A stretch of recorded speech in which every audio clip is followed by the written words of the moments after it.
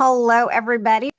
My name is Jana Weiss. I am the Student Life Coordinator for Global Online, and today we are talking about strategies to succeed.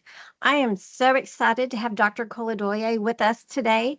She speaks about items that I never hear anybody else mention. So, y'all be ready to take notes. And please help me welcome Dr. Koladoye in talking about strategies to succeed. Welcome, Dr. Koladoye. Good evening, everyone. I'm so excited that you all were able to join us. Thank you for giving us a little of your evening. I'm going to jump right in, and so that I don't, so I can respect your time. Can we see my screen okay? Yes. Okay, thank you. All right, well, good evening, guys. Again, I am Dr. Kimberly Coley-Doye. I'm a professor and the program coordinator of academic student success here at now Houston City College. We'll make some updates. So today I have the opportunity to present to you strategies to succeed. Read, study, and manage your time successfully. So let's get into it. Well, first of all, I want to ask you a few questions. In the chat, can you just tell me, like, how are online classes similar to face-to-face classes? Can you just answer, just give me one or two words in the chat? How are they the same or similar? And Jana, if you could catch any of those that are coming through, I can't see them. Of course. Thank you. Deadlines. True. You learn materials for class. A professor may teach, learning. This is my first time using Teams. Okay.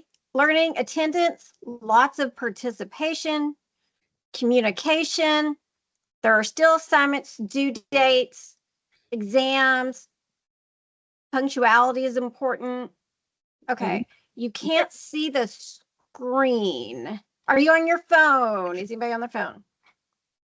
Okay. All right. So then I have a second question. Thank you for all those answers. So how are online classes different from face-to-face classes?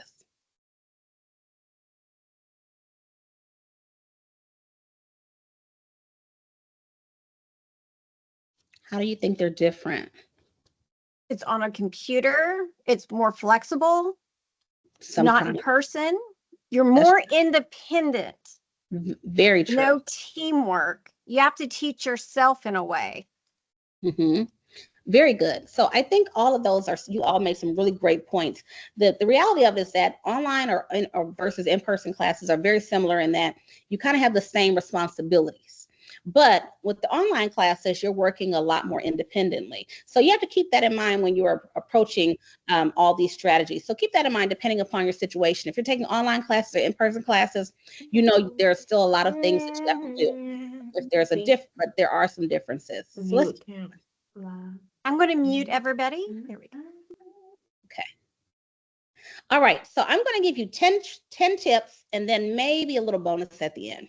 First and foremost, you have to manage your class time. Whether you're online or in person, you have to manage your class time.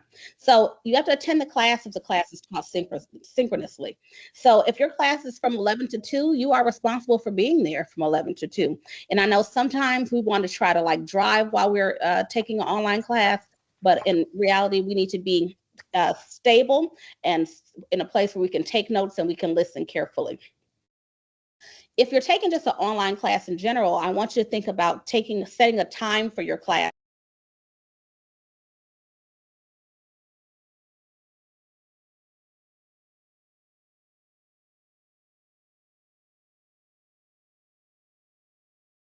Oh, your mic's off. I think I accidentally hit it while muting somebody else.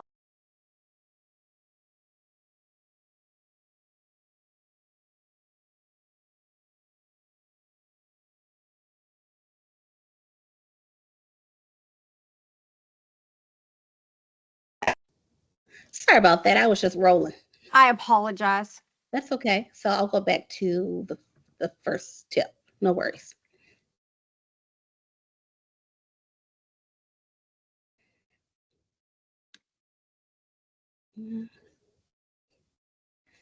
Yeah.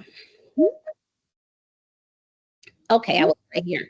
So we want to make sure that we are attending class if your class is taught synchronously. If your class is from 11 to 2, you need to be able to be a captive audience from 11 to 2 if you're taking a synchronous online class.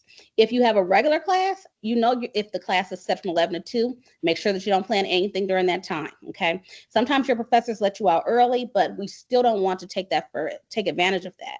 So we want to make sure that we're available from 11 to 2. If you're taking an online anytime class where you have like no class meetings, set a time for yourself. So like if you decide Tuesdays from 4 to 7 p.m., that's going to be your class time. Let Tuesdays from 4 to 7 be the time where you do the work for those classes. And you can do the same thing with your in-person classes. Make sure that you have set time, scheduled time with yourself to do your class work. So reading before class, doing all the things you need to do to prepare for class, and time to actually do your assignments, okay? We also want you to create a daily schedule for yourself and just to follow and make sure that you follow it. So try to get up at the same time every day. And even if you don't have class, maybe whatever exercise you may want to do it during that time. But you want to keep a very similar schedule regardless of your class times. Because sometimes I know it seems like you have all this free time, but you really don't. So if you create a schedule that lets you know, okay, you have class from 10 to, and then you have study from 2 to 4, then of course that's going to be, that's what you'll need to do to make sure that you are organizing your class time effectively, okay? My second tip is to manage your personal time. So think about your long-term goals. It's easy to just focus on our schoolwork, right? Well, not easy, but it's what you signed up to do. But you have a life outside of this, and we know your professors know that you have other responsibilities. But you need to think about which of those responsibilities are going to take precedent when you are focused on your academics. So if like maybe you're in a band right now, right? But you aren't going to be your long-term goal has nothing to do with music, and the band is taking up a lot of your time. This may be a situation or maybe time for you to say, okay, I'm only going to do the band on the weekends, or I'm going to take a break from the band while I'm during the school year, and I'm going to focus on my academics. Okay. Prioritize your schedule according to the things that are important to you. If you say that your school and your family and your health are the most important things to you, if I looked at your schedule, looked at the way that you're spending your time, I should see that you're spending time with your family, on school, and on your health. If you say that those things are important to you, but that's not how you're spending your time, then you're not going to be able to do well in those areas, okay? If things are distracting you, you have to remove them. Like, so if the band's distracting you, remove them. If gaming is distracting you, set a schedule to allow yourself to game. You want to play the game on Fridays, Saturdays, and Sundays only, then be strict with yourself, okay? Make sure that you give yourself 6 hours a week to study for each 3 credit hour class. So for each class that you're taking, you need to allow yourself 6 hours during that week for each class. And of course, we'll talk about what you should be doing during those 6 hours. Number 3 is beware of sneaky deadlines. Okay. Your professors give you a syllabus at the beginning of the course, and most of us have not, well, I'm gonna say most, a lot of us have not looked at it since. If I were to ask you to produce that syllabus right now for any one of your classes, could you do so very easily? If you can't, then you know that you're not really doing what you need to be doing. Okay. So make sure that you've read through your whole syllabus for all of your courses. Identify all of your big due dates, right? So if you know you have 4 essays that are doing your English class, look at those dates and make sure you have those times kind of set aside. Okay. Also, once you have identified those major dates, place the due dates on your calendar, right? So if you know that you can use a paper calendar. Like for me, I like to use my phone. I like to use my calendar and my email, and I also have a paper calendar to write things down, because we do remember things more when we write them down ourselves. So place those due dates on your calendar and do that for each one of your classes. So go through your math class and see when your tests are and put the due dates for your tests on one calendar. Do the same thing for your English class. Do the same thing for your EDUC 1300 class. Do it for all of your classes. Put all of your due dates on one calendar and then walk it back. So if you know you have a test on October 10th in biology, then put a note on your calendar September 28th to start studying for the test in biology. So any major deadline, you should have a begin date on your calendar as well. So if you have an essay due, you want to put it on your notes too, on your calendar to begin that essay at maybe at least a week or two in advance, okay? Continue that process for each one of your classes. Make sure, again, you're using the same calendar, and you can use the Canvas feed for your Google Calendar. Do I need that?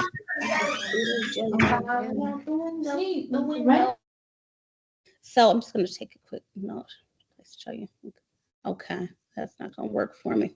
Okay, so on your Canvas calendar, you have what's called a Canvas feed. So let me show you how that looks.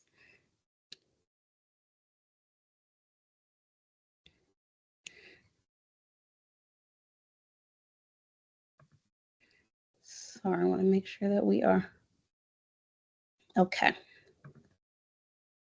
So in your Canvas class, you know, you have your calendar. It will open for me.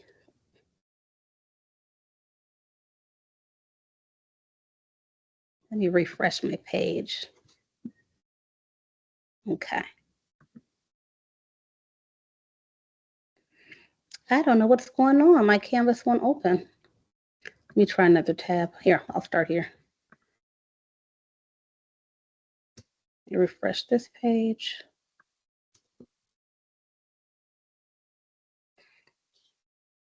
Well, that's okay. Let's try clicking here.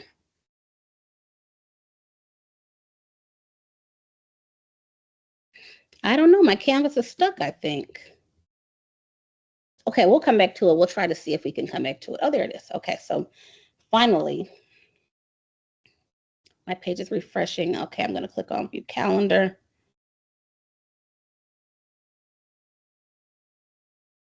And it's trying to open it up. But it's so slow. There it is. Okay, perfect. Okay, so you have your calendar in Canvas, right? So the cool thing about Canvas is, like, as I mentioned to you before, you can use the function. And Jana, you can see my calendar, right? Yes. Okay, perfect. Okay, so of course you want to go in, and your classes are probably already defaulted. So we know that you're looking at, so you can look at all of your classes at one time, right? So if I put them all on, if I check the colors next to them, then the assignments are going to come up on my calendar, right? So as you can see, all my different assignments are posted for the different classes, and they're in different colors. So that helps us keep track. Well, let's say, you know, on the 26th, let me see, that you have a test coming up. Now, a lot of times if your professor already has created that test, it'll already be on your calendar, but it may or may not be there. So you can create an event on your calendar yourself. So all you have to do is just click on it and then put assignment and then put test 1. And then you'll just click submit, and then you'll see test 1. But what I was saying is that if you know you have a test on the 26th, then you may want to give yourself a begin date. So maybe on, we want to give ourselves at least about 2 weeks to study. That's a general rule. But so I'll go back to the 8th, and I'll put begin studying.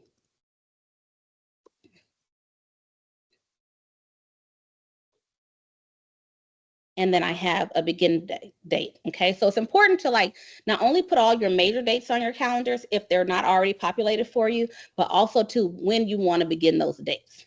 Another good trick that Canvas has for us is that we can feed our Canvas calendar into, like, our phone calendar. So like our Google Calendar or your iCal, you can take your Canvas calendar and it will just push itself into your other calendars.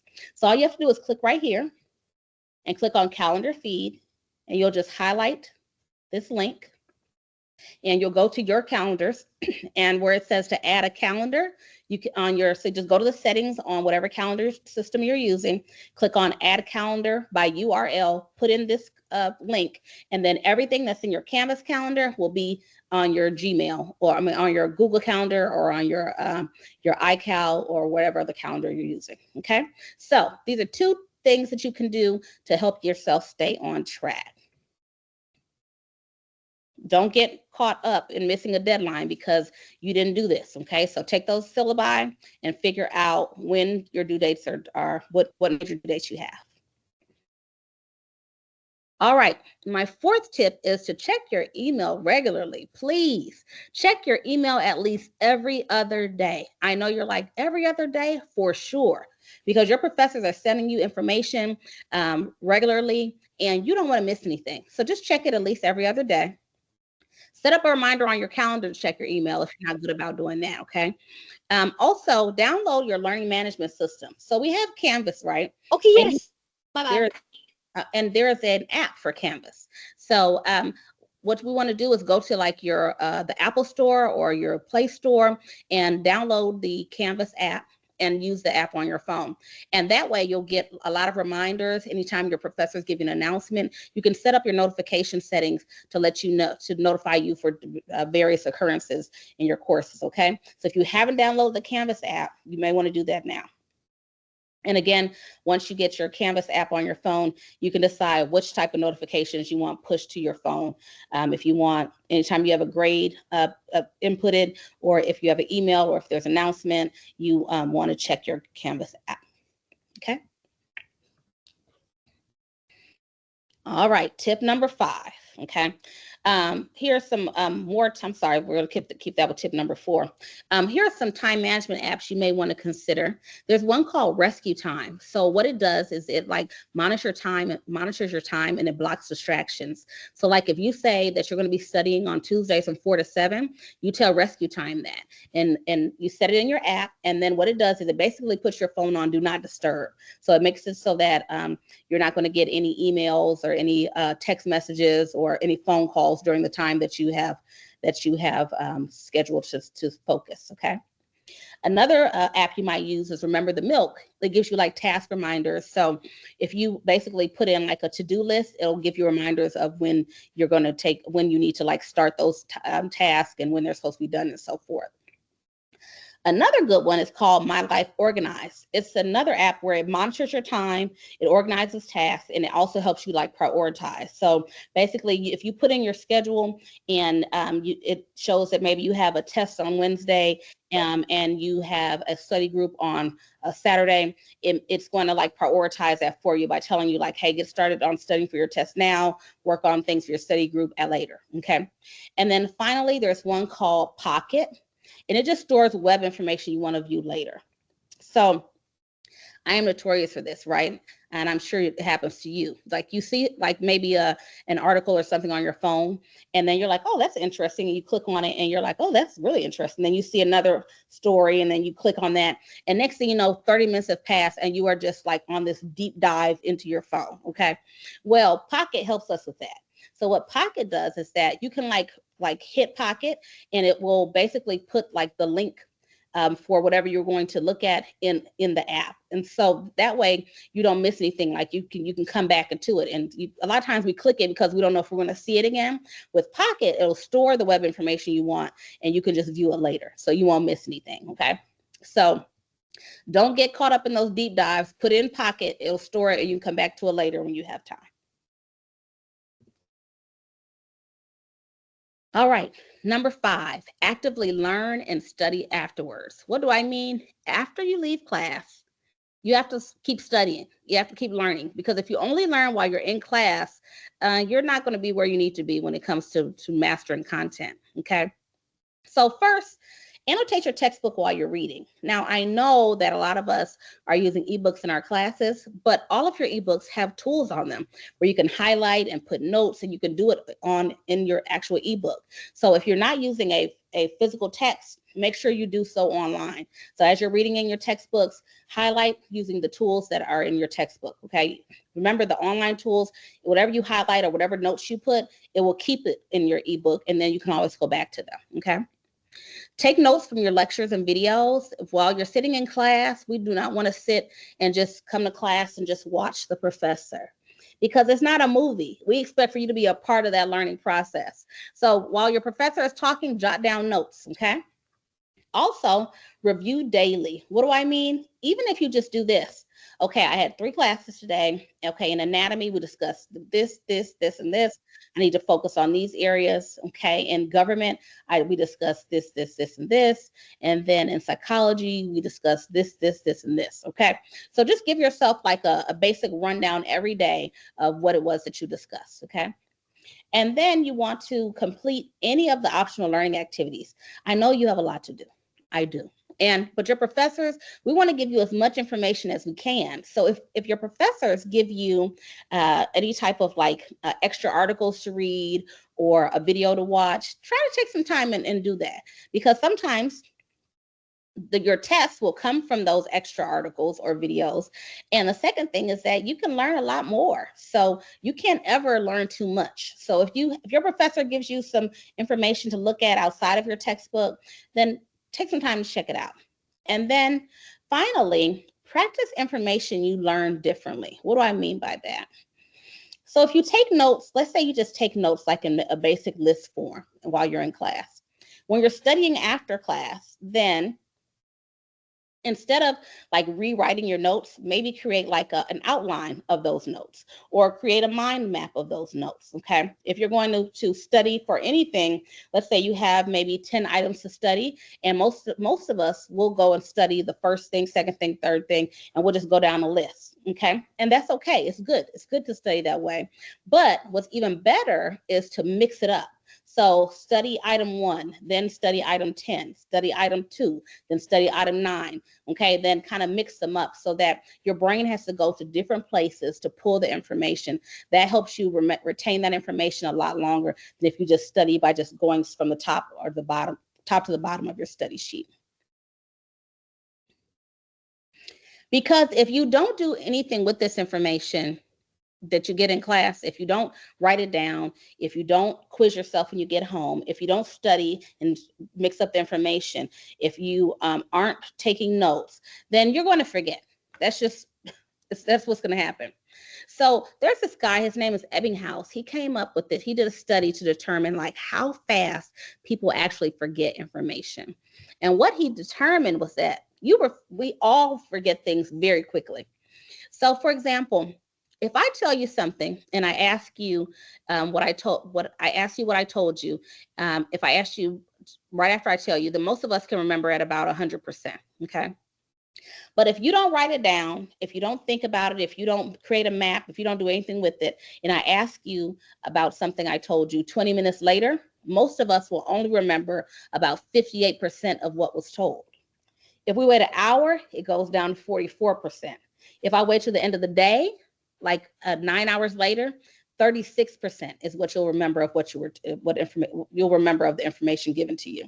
If you wait until next week, like you come to class, you don't take notes, you don't review any of the material, and you wait and come to class next week, you are only going to remember about 25% of what was discussed last week.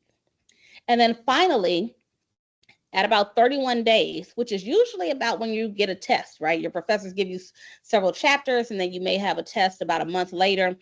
You'll be down to retaining about 21% of the information you're supposed to know. So that's why it's important for us to take time and review material. We have to study after class. We have to review what we covered in class. We need to like go in and create new notes and new formats of those notes to help all this information stick in our brains.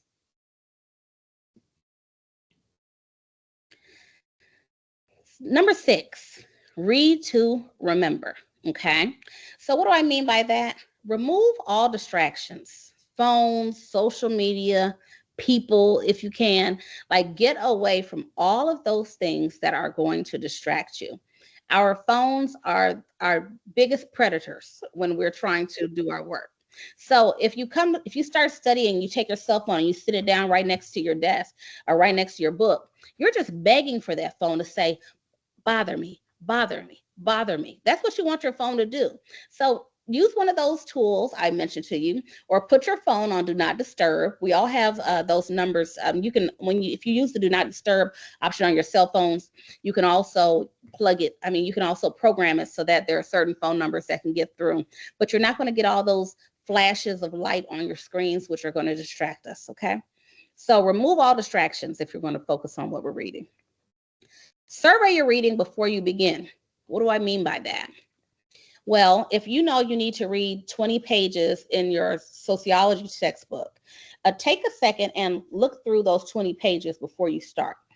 You want to do that because it's going to start jogging your memory, or it's going to give you an idea about what it is you're going to be learning in those 20 pages. What you want to do is you want to look at all the titles, you want to read the headings, if there are any graphs or any charts anywhere, review those so you can start getting an idea of what the story or what the text is going to be about. That's good because that gets our brains moving and we start trying to make connections as we're reading.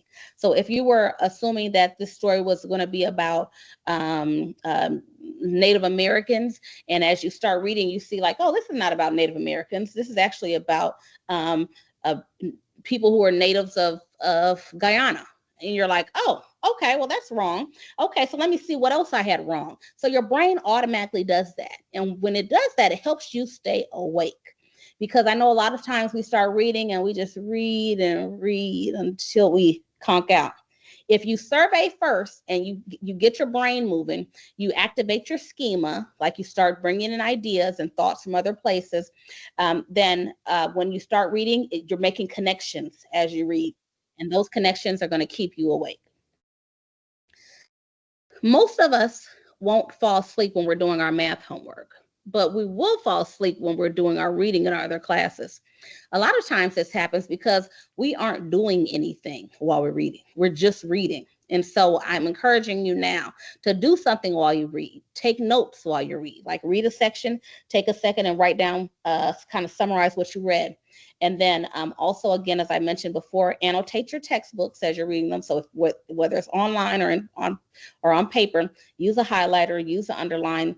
If you start seeing things like patterns, like maybe you'll see that maybe maybe your text says there are 4 reasons. There are 4 reasons why a certain war began or something, and then you may say, okay, there are 4 reasons. Okay, you circle that 4, and then when you see the first reason, put a number 1 by it. Keep reading until you see the second reason, put a number 2 by it. You see, and this helps organize your information as you go. Okay. Also, schedule some breaks. Give yourself a break. It takes about 20 minutes for most of us, our minds to start wandering. It can be even faster than that. 5-10 minutes of reading, your mind might start wandering off into the sunset. So if that is your case, right, we've all been in situations where we've read a whole page, we get to the bottom and we don't know what we just read. Okay, so before that happens to you, put yourself on a schedule. Say, okay, I'm going to read for 20 minutes and then I'll go take a break for 2 minutes.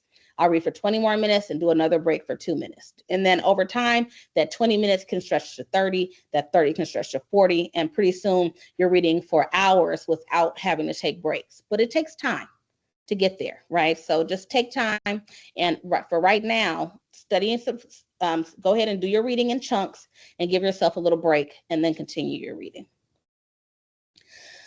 Also, if you're using an online text, make your text larger than you normally would use, like on your cell phones. That way, we're not straining our eyes at all. And that because if we're trying to read small text, it makes our eyes strain a little bit, and it makes those muscles tired. And those muscles, with eye muscles tired, it makes us sleepy. So if we can enlarge the text, then our eyes don't have to strain so hard, and we won't have as much fatigue. So if you have the ability to do so, go ahead and do that. And then finally, review what you read every little bit. Okay, so read a page and then review what that page was about. Read a section and review what that section was about. Read a chapter, review what the chapter was about. Okay, so don't wait until the end of reading your 20 pages and determine that you don't know what happened. So read a page, think about what that page was about, jot down some notes, go on to the next page. Do the same thing, and I guarantee you'll find that you remember a lot more from what you've read. Also, there are other things we can do. Adjust your computer lighting, so make sure that your screen is on bright, okay? Excuse me. Again, use the ebook tools, like those readers, the Post-its that are in your ebooks, highlighters, whatever the tools that are there, continuously use those tools. If you have the ability to download your ebook, make sure that you do that. A lot of your textbooks have an option to download a copy onto your computer or onto your cell phone. Go ahead and do that. And also, a lot of your textbooks have an option for you to listen to your textbooks, like it will read read the pages to you. If your textbook can do that, which most of them can at this point, do that while you're driving, right? Instead of like when you leave class, turning on your music, take some time and turn on your textbook. Let your textbook read to you. You can do it through your car's Bluetooth, and that's a great way to try to absorb some content. And then when you get to where you're going, jot down some notes over what you remember from the reading, okay? You also want to find opportunities to discuss your reading. That's why it's really important to work with a study group. And basically with a study group, you can just sit and talk about what you read or what was covered in class, or you guys can work on projects together or work on assignments as long as your professor allows it. But it's great to like bounce ideas off of each other because sometimes you caught some pieces of information that your partner may not have caught. So having those discussions will make sure that both of you or all of you get a general understanding. And then finally, again, use outside resources to aid your comprehension. So if your professor gives you materials to read outside of class or extra videos to watch, then try to use those. If your professor explains a topic, but you still don't kind of understand it, don't worry, because your professor is not the first person who has ever taught this topic. Go online, go to YouTube. There are professors in all subject matters, and they are discussing the different topics that we're learning about in our courses here at HCC. So if you don't understand the theory of motion, then go online and see, okay, let's read and let's see if there's a video of someone else explaining the theory of motion to me, okay?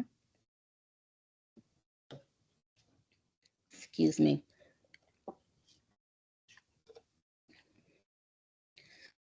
Again, excuse me. You want to use all of the resources your professor provides, okay? So if your professor gives you weekly announcements, read them. Before you start doing any work for the week, read the announcement. Make sure that you are always reading all of the announcements, because if your professors are taking the time to give you an announcement, they must have something important to say. Read your chapter notes. So if your professor gives you the PowerPoint slides ahead of time, make sure you review those. Again, use your textbook or your e-textbook and make sure that you're taking notes. And then also attend virtual office hours. All of your professors are holding office hours. Sometimes it's right before class, sometimes right after, or sometimes on a different day. A lot of them are virtual or they're in person. Your professor will determine when and how you can meet with them, and you'll see that on the syllabus. If you still don't know, then you can just ask your professors, and they'll let you know when they're available to meet with you. But if you have questions, or you just want to discuss the material, or maybe you want to discuss the course or anything that you're going through the HCC, most professors are all ears. So find out when your professors are having those hours and just speak with them during those times. Excuse me.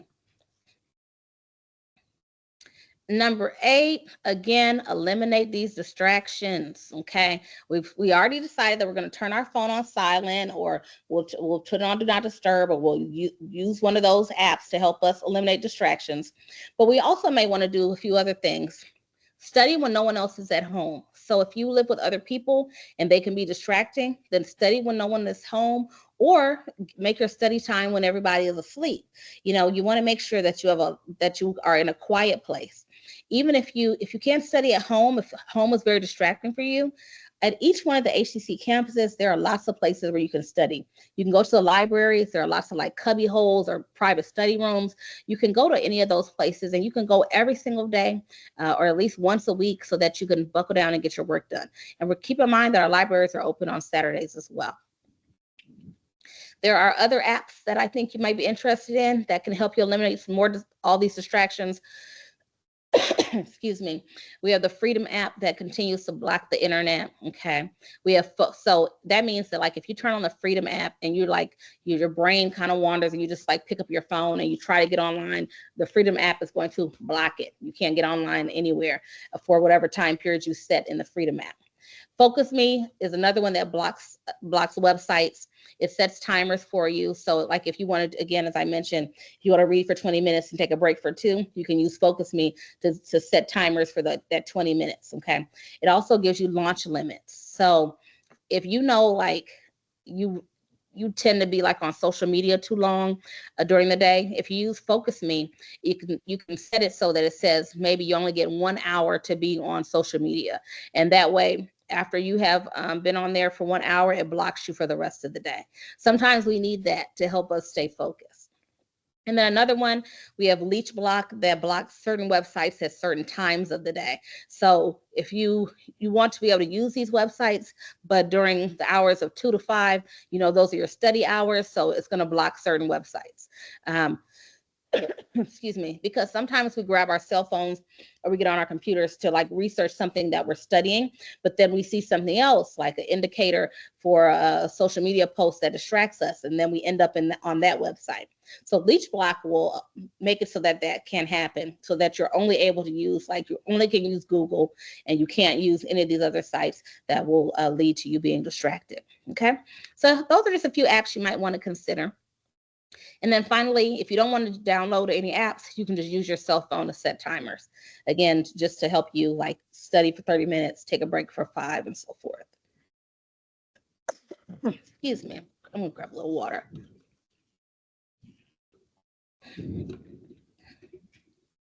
Number 9 is to get help when you need it. Ask your professors for help.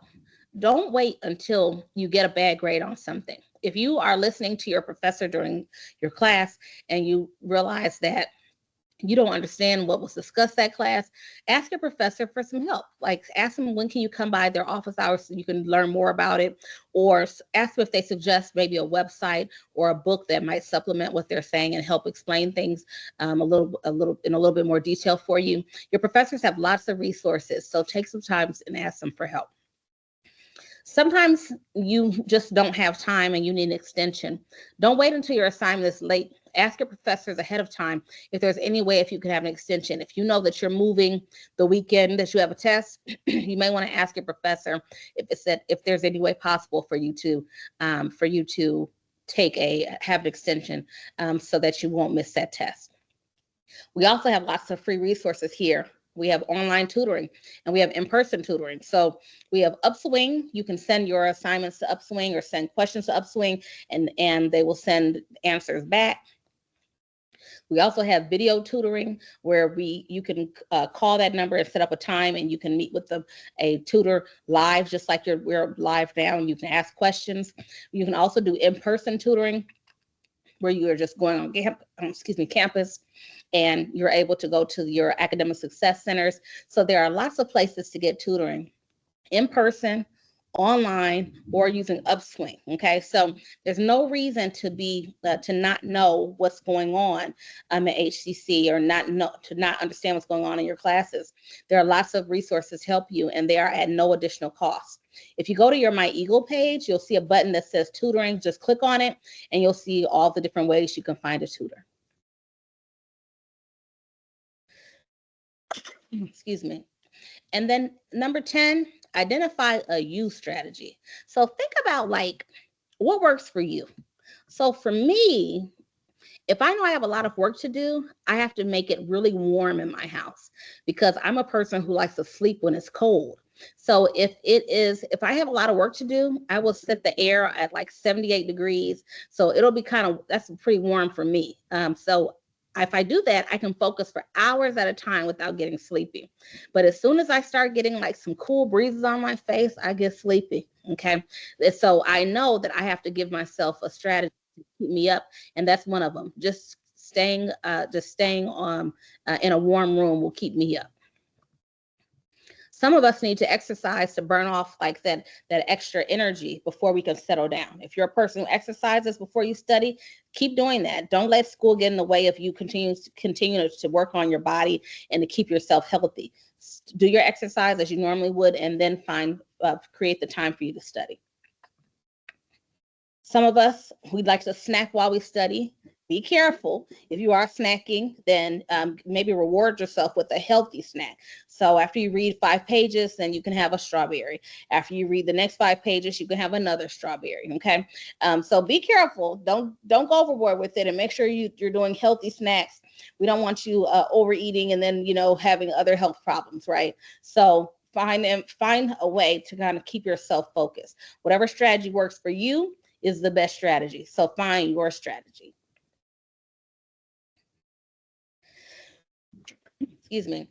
Here is an extra bonus. Okay.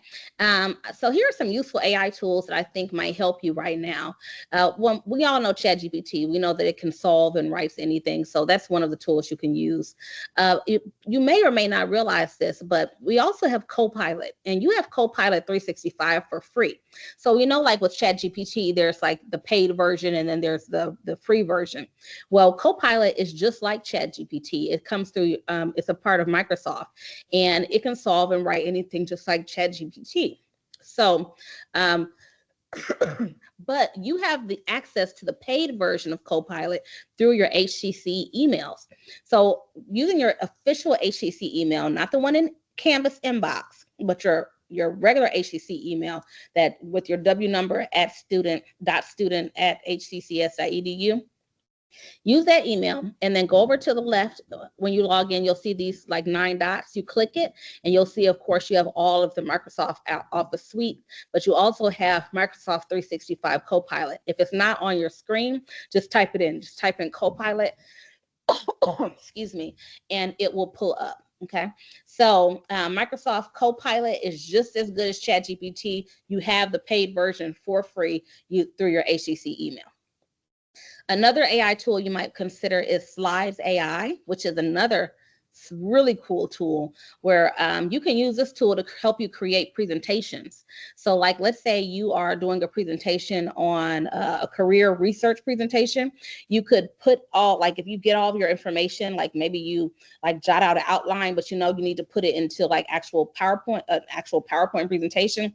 You can take a summary of what you're writing and just put it in Slides AI, and it will generate the PowerPoint slide for you. You can even put in pictures. It'll position it. It'll do all those things. It'll also give you an outline of what your presentation. So you can go in and add slides. You can clarify. You can change wording, but it will just generate everything you need for any topic in Slides AI. Now, there are limits. You only get so many. If you use the free version, you only get so many per month or so many per day, but it's a really good tool. Excuse me, I'm gonna take one more sip. And then finally, WordTune. WordTune is great too. So what WordTune does is it summarizes notes. It can check your spelling and your grammar. It can also help you rewrite text. So if you're writing a paragraph and you want to make it sound more academic, you can put it in WordTune and it can rewrite it to make it sound a little bit more academic. Or maybe you want to make sure that you are checking it for grammar and spelling. WordTune can do that. Something else you might want to consider is because you have all of your, a lot of your textbooks are ebooks now. You can copy text from your ebooks and then put it in WordTune, and it can summarize a page of text. So if you want to make sure that you're understanding the way you're supposed to understand, if you read a page and you write your notes, and then you put it in WordTune, and then it summarizes the page. If what it says and what you were thinking are the same, then you're right on track. So you can use Copilot 365 for that, ChatGPT and WordTune. They're very good for that help. Something else to consider with Copilot or ChatGPT is that you can create tests for yourself. So if your tests are going to be on chapter 4, you can take the text, copy and paste the text from chapter 4, and ask Copilot to generate some test questions for you for that content. And it will generate questions for you, and you can quiz yourself, and then that will help you prepare for your tests. So I hope that you find some of these, you consider using some of these tools, and I think that you'll find them very useful. And then finally, be kind to yourself. This college thing is new. Most of you guys haven't been to college before, or it's been a very long time since you've been in school. You're not going to get everything right. It's not going to be perfect. Everything's not going to be easy. You're not going to understand everything. You may miss a deadline. Just be kind to yourself. Give yourself some grace. Know that you don't have to be perfect. You just have to get better. And make sure that you use every failure as an opportunity to learn something and make a better decision in the future. So I hope that I have provided you with some information that you can use to help you succeed this semester and moving forward in your classes here at HCC. I am Dr. Kimberly Cole-Doye. And if you have any questions or you need some help with anything at HCC, you can feel free to email me at that email address, kimberly.coledoye@hccs.edu. If I don't know how to help you, I'll point you in the direction of someone who does. So thank you so much for spending this time with me this evening, and I hope you found something that you can use moving forward. Thank you, Dr. Coladoye. This was such wonderful information. The students were active in the chat, commenting on everything you were talking about, and even added some of their own information. It was great in how they study and how they teach other people or their friends. It was really great seeing y'all interact. Awesome. Did I see the number at 95? Wow. Yes. That's awesome. Yes, it was quite an evening. I want to thank all of you for coming. Make sure you fill out to get your free t-shirt. And if you fill out the survey, I am pulling 10 names next week because it's the end of the month to win those free earbuds. So make sure you fill out that survey so you can get in to win those free earbuds. But I want to thank all of you for coming. I want to say good night. Y'all have a wonderful week, and we will see you at our next event. So I am going to share my screen. So thank you, everybody, and good night. You'll have a wonderful evening. Bye, everyone. Bye, guys. Thank you.